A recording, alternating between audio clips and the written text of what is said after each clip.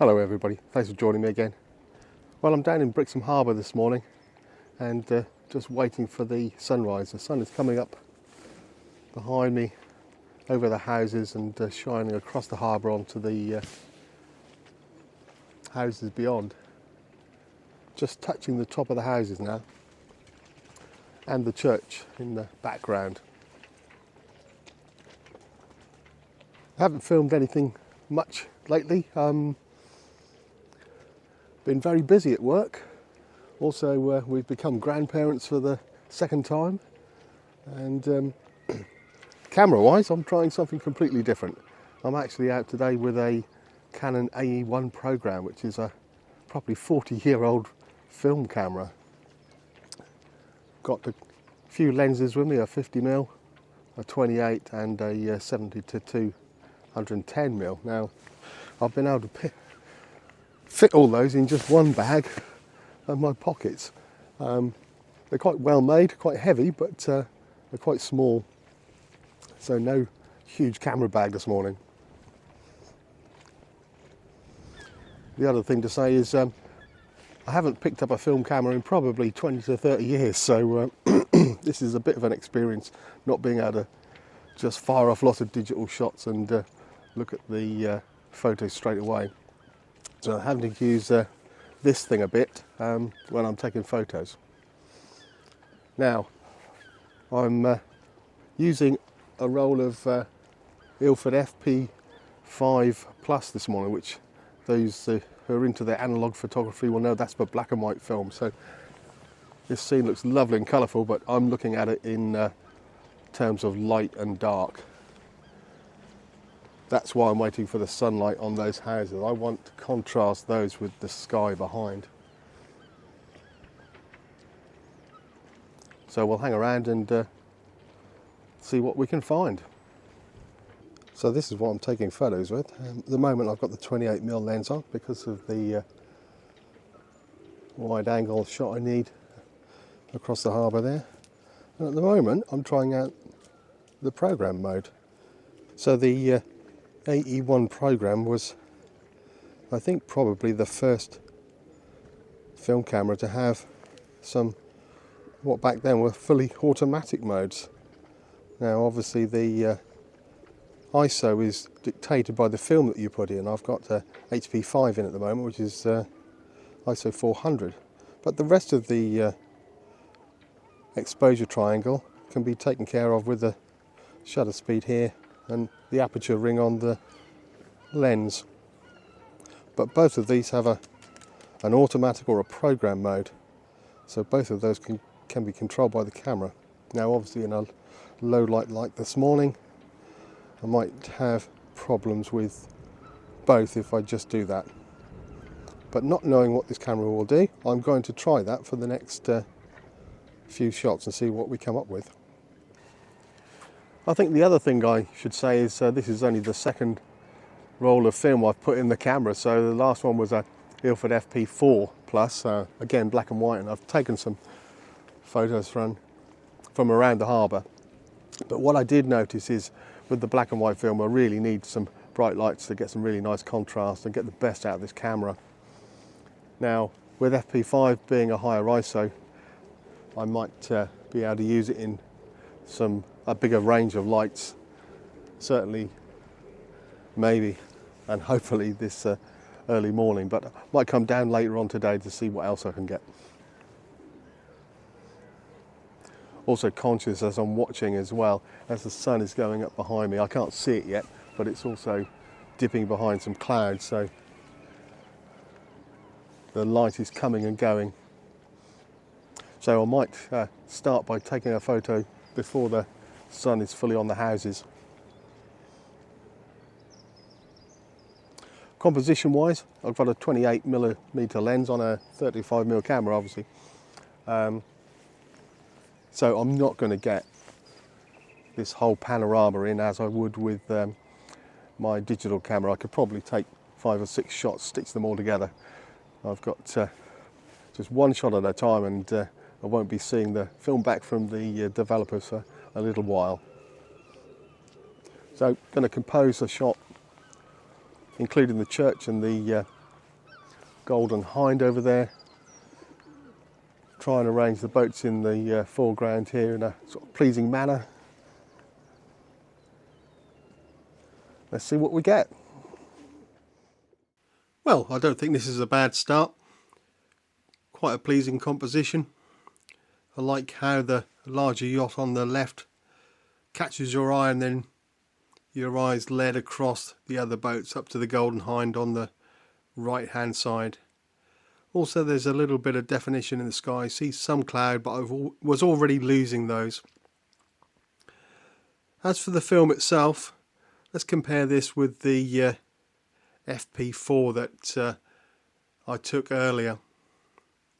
I think the FP4 really has a lot more contrast, and that's probably because it's ISO 125 where the FP5 is ISO 400, so in my mind looks a little bit more flat. However, these shots, this one especially the crab pot, was taken in some really bright sunlight. Again on the same day. Again you can see, I was going to say colour in the sky, but obviously black and white. But it's not all blown out, but still lots of contrast. Also these 3 images I'm now showing you were taken on manual mode, so I'm controlling the aperture and shutter speed, where the first image taken on FP5 was as I said, taken in automatic mode.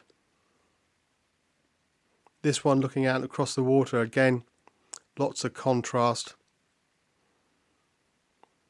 and maybe it was just the sunny day compared with the early morning, but it's early days with my analog photography, so we'll see.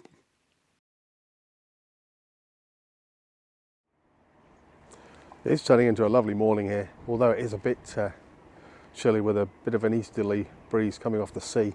So I'm hiding behind the man and boy statue here. Some lovely colours starting to come through. But I must remember I've got black and white film.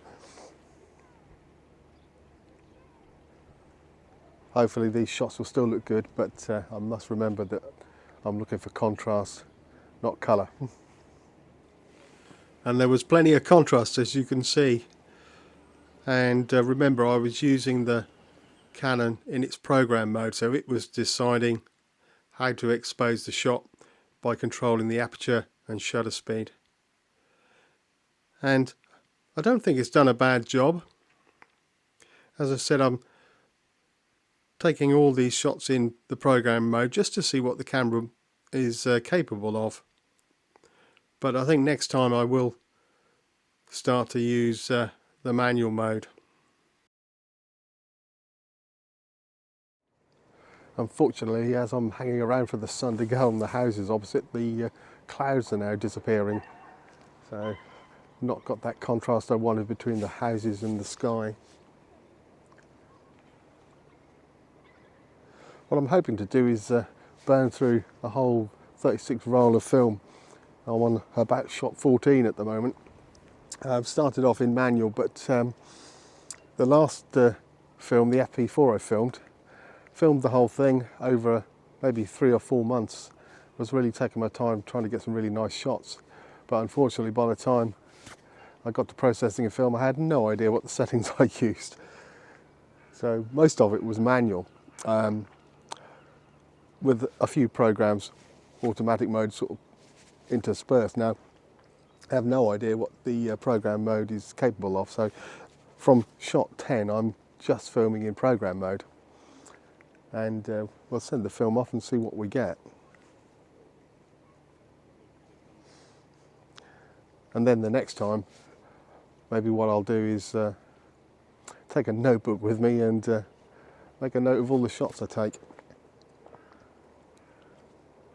So I've got a few different films in the bag already. I've got some Kodak Gold and some, I think it's Kodak Ultra, I think, both colour films, and one more black and white. So over the next couple of months you might see some more analog stuff from different locations.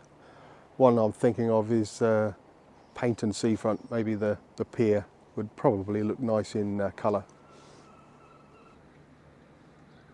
So there's a bit more light, so let's take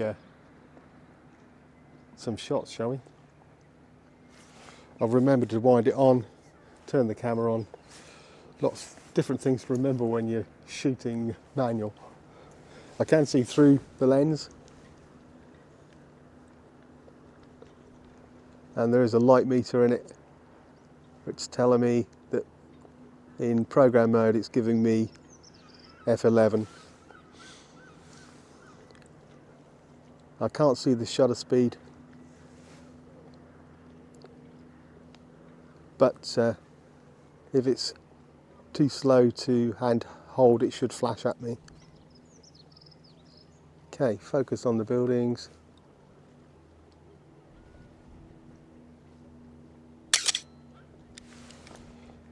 Okay, ready for the next one.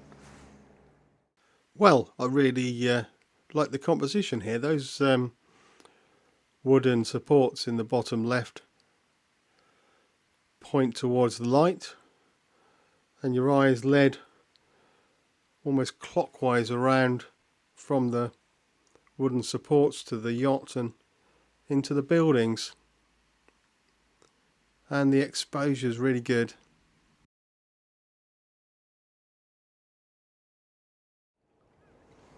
I've just come down the harbour steps just onto this little beach area just so I can get down by the water's edge. The water's now reflecting in the windows opposite and then across the water. So even with the black and white, I've got down close to the water and tried to pick up all that contrast. And as with the first image, I think the camera's done a really good job of getting the exposure correct. There was a lot of sunlight reflecting in the windows and across the water, and probably centre weighted. The meter has done a good job of controlling the exposure.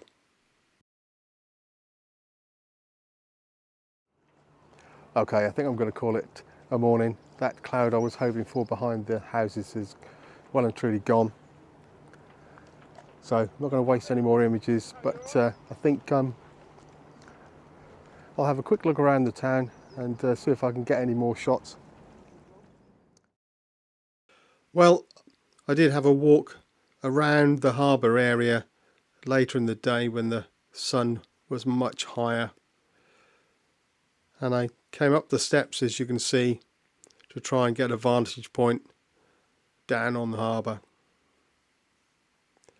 This sign at the top of Queen's Steps I really liked, just because of the textures in the wall and the leading line, and the view down to the inner harbour was really nice. Managed to try to frame the Golden Hind between the rocks on the top of some of the stone walls. But when I did go back down to the harbour, I was looking for all these textures.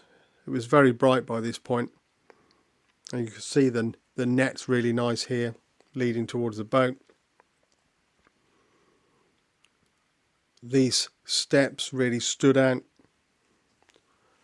with the shadow on the steps and the wooden posts along the harbour wall. And at this point I think the FP5 was really coming into its own. With a little bit more light, you can see there's a lot more contrast, just like the FP4 on the first roll of film I took. I only took this photo of the telephone box just because of the leading line of the path, and it won't be long before all these disappear, I guess.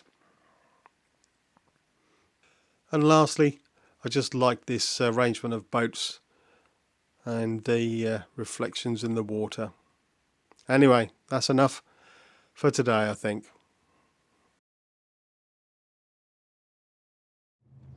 If you enjoyed the video, don't forget to subscribe to the channel and give it a like. But for now, cheerio.